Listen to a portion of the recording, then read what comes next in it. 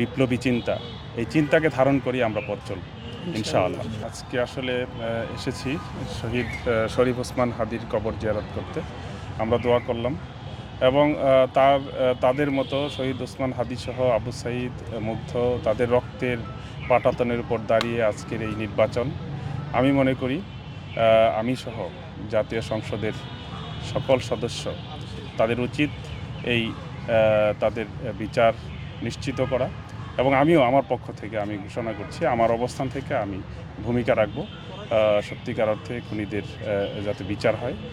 আর সেই সাথে আজকে আমরা জাতীয় কবি, আরেক বীর, আমাদের আরেক পথ প্রদর্শক, আমি বলবো বাংলাদেশের কৃষ্টি, কালচার, ইতিহাস, ঐতিহ্য নিয়ে, সংস্কৃতি নিয়ে যিনি কাজ করেছেন, বিপ্লবের কবি, বিদ্রোহী কবি, জাতীয় কবি নজরুল ইসলামের কবর এখানে। আমরা মনে করি এই দুই মহান ব্যক্তি আমাদেরকে পথ দেখাবে, আর এই জাতি তাদেরকে ভুলবে না।